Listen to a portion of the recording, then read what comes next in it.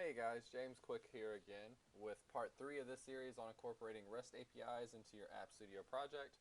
On the screen right now, as usual, Twitter handle is jquickwit, Microsoft email jaquick@microsoft.com. The meetup for South Florida is the Miami Fort Lauderdale Windows app developers. My blog is quick_thoughts on MSDN. And then my YouTube channel, where you're probably watching this right now, is JQYouTube.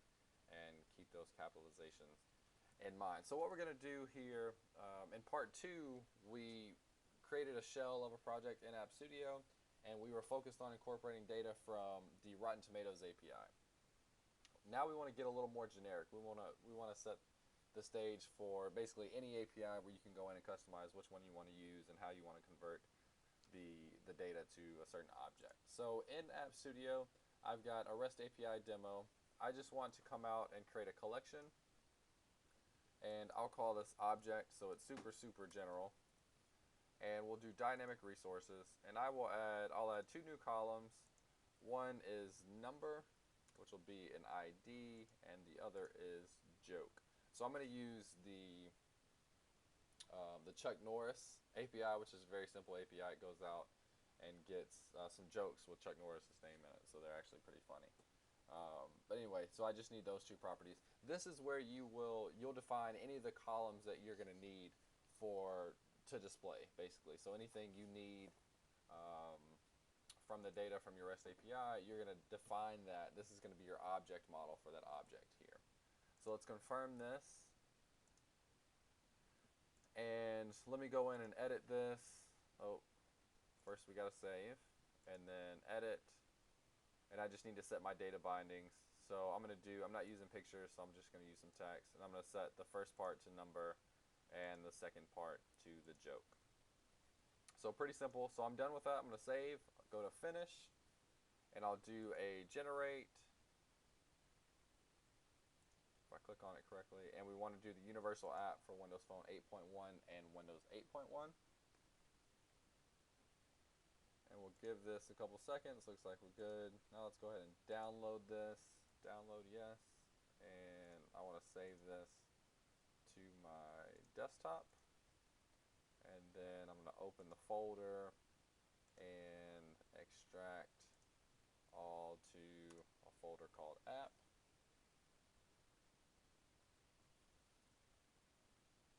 And replace everything that's already there, because I've done this demo in practice, so I've got some files that are already there. Give this a few more seconds.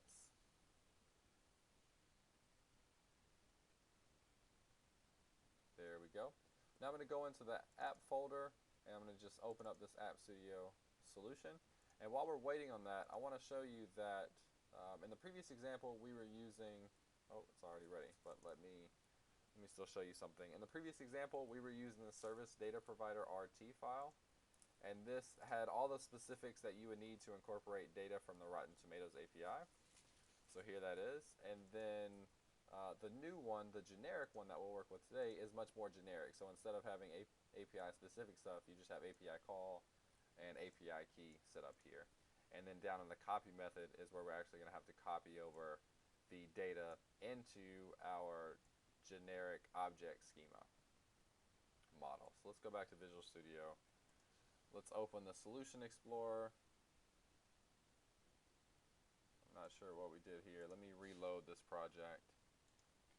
Okay, I'm reloading this project. I think I messed up because I had some previous files already exist, and I overwrote some of them and not all of them, so it's giving me some error. So I just put it in a different folder now. So let this load up and go back to Internet Explorer. So in this copy method, again, we're just going to copy down the data, copy the data from the API call, whichever one it is, and convert that to the object schema model. So let's jump back over to Visual Studio, and in the Solution Explorer, we will see basically the same kind of layout. The data schema here, the object schema, this is, again, what you defined in your collection, so whatever columns you added. I just added two, number and joke. This API is very simple. So I've got those there, and then I want to open up the data provider, or no, not the data provider, that's the one we're going to replace. Let me close that. And actually going to go ahead and delete this data provider, service data provider, and we want to go ahead and add our generic data provider. So that should be existing item. Let me cancel that, and let's do an existing item. And I've got a copy of that generic service data provider on my desktop, and again, I'll put the link to it in the description. But here it is, so I'm going to add that. And let's go ahead and open it up. And we want to fill in this. First, let me rebuild so I can get rid of this error on the Newtonsoft. So let's build this, and while it's building, I'll go ahead and copy in. I don't need an API key here for this specific example. The Chuck Norris API is open completely, so I can just copy in this call. I'm going to do 10 jokes. So all this is saying is go out and get me 10 random jokes. Pretty straightforward, really simple call. And so I've got rid of my Newtonsoft error. We'll deal with these in a minute. But once I have that API call, now it's going to go out and make this call, and I need to convert this in theater schema to just again the generic object schema. And then down here we're converting that JSON response into a dynamic object called foo, and then we want to create a collection of object schema objects. So for this response, the way the Chuck Norris API works is it returns a value, and that value is an array of jokes. So I'm going to say I want to get each dynamic joke in foo.value, and then I just need to copy over whatever data that I want in my object model. So again, in my object schema, I have two things, the number and the joke. So the first one I'm going to do, I'm going to say temp.joke equals joke.joke. And then the temp.number will be joke.id. And I can save this, and I should have an error right now in my data sources file. So let me open up the object data source.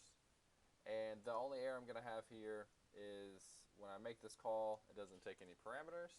And then I also need to re-add the reference to this file, the service data provider file. Service data provider class. So that should be good. Let's go ahead and run this on our local machine so we can see what it looks like. And again, all we've done is we basically stripped away the parameters there in the service data provider call. But we take that generic service data provider file and just kind of customize that for our specific API. So you will have to be familiar with your API. You will have to know what your API looks like so you can copy your data over from the API result to the object model, the object schema that we defined, again, with that collection in App Studio. And off you go. So this is a quick and easy way to incorporate any REST API data into your App Studio project. So let's see if we get a result here. Yep. So the number up here, these are the ID numbers. So this is number 428, 172. And then a couple of jokes. So the first one, in the first Jurassic Park movie, the Tyrannosaurus Rex wasn't chasing the Jeep. Chuck Norris was chasing the Tyrannosaurus and the Jeep. Some kids play kick the can. Chuck Norris played kick the keg. So all kind of cheesy Chuck Norris jokes. Very, very simple API. Again, completely open. So you may or may not need an API key above, and I've got a spot for that if you need it, not in the data source, but in the service, the generic service data provider. So you can just add that in here. It's giving me a little warning saying it's not used, but I didn't need it in this specific example. So again, App Studio is great for what it does. It gives you a lot of quick and easy ways to get started building an app, but with the ability to edit the source code, you can edit, incorporate, do whatever you want. And this video just kind of shows you how to do that with REST APIs. So I hope you enjoyed it, and I will see you guys soon for more videos.